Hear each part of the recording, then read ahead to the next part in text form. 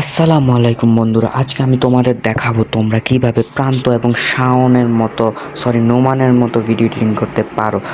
প্রথমে আমরা অ্যালাইট মোশনে যাব এবং একটা নতুন ফাইল খোলার পর একটা লেয়ার নিয়ে পুরোটা লেয়ারটা আমরা কমপ্লিট করে দেবো, পুরা স্ক্রিনে ছড়িয়ে দেবো ওই লেয়ারটা। ঠিক আছে, দেখো আমি স্ক্রিনে ছড়িয়ে দিচ্ছি। এখন আমরা এই লেয়ারটা গ্রিন নিব, কিন্তু গ্রিন ছাড়া অন্য কারণ না। এরপরে আমরা একটা ট্রায়াঙ্গেল শেপ, এরকম একটা শেপের নেব এবং এটাকে আমরা রেড কালার করে দেব। গ্রিন স্ক্রিন, এটাকে রেড কালার করে এরপরে আমরা এটার 180 ডিগ্রি করে দেব। যারা এইসব ভেজাল 180 ডিগ্রি করতে চাও না, তারা আমার টেলিগ্রাম চ্যানেলে যেতে পারো বা টেলিগ্রাম গ্রুপে যেতে পারো, ওখানে আমি তা দিয়ে দেবো। এখন আমরা এখানে সাকিব আল হাসান লিখবো, শুধু সাকিব লিখবো আমরা, এত কিছু ভেজাল না চাইলে আমি এটা টেলিগ্রাম চ্যানেলে আমি দিয়ে দিব আমার চ্যানেলে। এখন আমরা সাকিব দিয়ে আমাদের হলুদ কালারটা আমি ভাবছি চিহ্নিত করব। হলুদটা সুন্দর লাগছে, আমি তোমাদের দিয়ে দেখাচ্ছি। এই দেখতে পাচ্ছ, হলুদটা দেওয়ার পর আমরা ক্লিক করে রোবট রেগুলেশনে চলে যাব। এখানে আমরা একটা ফ্রন্ট স্টাইল দিব, এখানে ফ্রন্ট স্টাইলটা আমরা দিলাম। এখন আমি পুরোটা সাইজ মতো করে নিলাম। এখন আমি এক্সপোর্ট করব। এখন তোমরা দেখো, এক্সপোর্টের জায়গায় 1080 FHD করে দিয়ে এখন এক্সপোর্ট করে নিব। ঠিক আছে, এখন এক্সপোর্ট হয়ে যাচ্ছে, দেখতে পাচ্ছ বন্ধুরা তোমরা। এক্সপোর্ট হয়ে যাওয়ার পর আমরা এখানে সেভ অপশনে ক্লিক করব। যারা তোমরা এইসব ভেজাল করতে চাও না, এইটুক ভিডিও পর্যন্ত যারা চাও না, তারা আমার টেলিগ্রাম অ্যাকাউন্টে যেতে পারো, ডেসক্রিপশনে আমি লিঙ্ক দিয়ে দেবো। এখন আমরা ক্যাপকাট ওপেন করব। যারা টেলিগ্রাম থেকে নিয়ে আসবে ওই ফটোটা, তারা ক্যাপকাটে ডাইরেক্ট এখান থেকেই তোমরা কাজ করে নিতে পারবে। সর্বপ্রথম আমরা আমাদের ভিডিওটাতে ক্লিক করব। ভিডিওটা আমি এই দেখো, আমার এই 26 সেকেন্ডের ভিডিও, আমি এটা এইচডি করে অ্যাড করে নেব। এইচডি করলে তোমার কোয়ালিটিটা ঠিক থাকবে ক্যাপকাটে। আমরা কি করব, এখন আমরা এটাতে একটা সাউন্ড অ্যাড করব। অডিওতে গিয়ে আমরা এক্সট্রা থেকে একটা সাউন্ড নিব। আমি স্ক্রিন রেকর্ড করে একটা সাউন্ড 46 সেকেন্ড রেখেছি, ওটা আমি এখন অ্যাড করে নিলাম।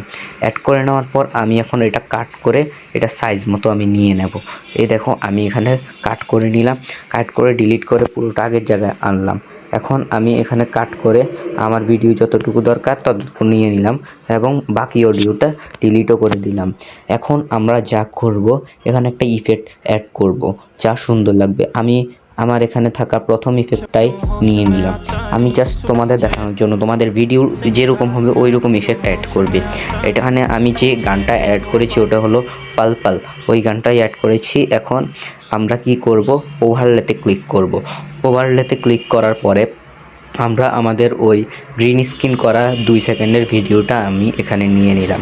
ঠিক আছে, এখন নিয়ে নেওয়ার পর আমরা এই ভিডিওটা যদি আমরা বড় করতে চাই, কপি করে করতে চাই, অনেক টাইম লাগবে। এখন আমরা আমরা এখন ভিডিওটার স্পিড এখন একবারে কমিয়ে দেব। কমানোর পরে এখন এটাকে আমরা কাট করে নেব যতটুকু আমাদের দরকার। আমার এখন এটার থেকেও প্রচুর কম দরকার, আমি পরে এটা কাট করে ফেলে দেব। এখন আমি এটা নিয়ে নিলাম, এই অংশটুকু নেওয়ার পরে আমি এখানে লেয়ারটাতে ক্লিক করে একবারে সাইডে চলে যাব। যাওয়ার পর এখানে তোমরা ব্যাকগ্রাউন্ড বিজি আরজি দেখতে পারবে, রিমুভ। আমরা এখানে এই অপশনটাতে ক্লিক করে দেব। ক্লিক করে এটার বাইরে নিয়ে আসবো ওই গোলবৃত্তটাকে, দেখে পাচ্ছ গ্রিন স্ক্রিন ছাড়া বাকি সব এখানে আছে।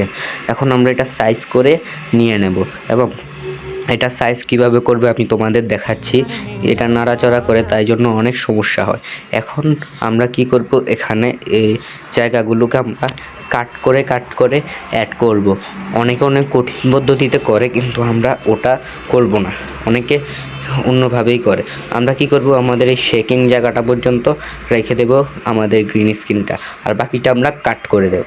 ঠিক আছে, এখন কাট করে ফেলেছি। এখন আমাদের একটু দরকার, আমরা ভিডিওর রেঞ্জটা বাড়িয়ে নেব যাতে কাট করতে সুবিধা হয়। এখন আমরা যতটুকু দরকার, যতটুকু নাড়াচাড়া খায়, ওই জায়গাগুলো আমরা কাট করে দিব একটু একটু করে, এবং সেই অংশগুলো আমরা সুন্দর মতো জায়গা মতো সেট করে দিব। এই দেখতে পাচ্ছ, আমি সেট করে দেখিয়ে দিচ্ছি পুরোটা সময় যাতে বেশি না লাগে। এই হলো আমার আমি অনেক 5-10 মিনিট লাগবে এই ভিডিওটা তৈরি করতে, কিন্তু অন্য ভিডিও থেকে তোমার খুব সহজ এটা, আর অনেক দ্রুত হয়ে যাবে। এখন ভিডিও এডিটিং শেষে উপরে তোমরা এক্সপোর্ট একটা অপশন দেখতে পারবে, ওটাতে ক্লিক করে সেভ টু ডিভাইস, আমার ক্যাপকাটে এটা আছে, আমি করে নিই।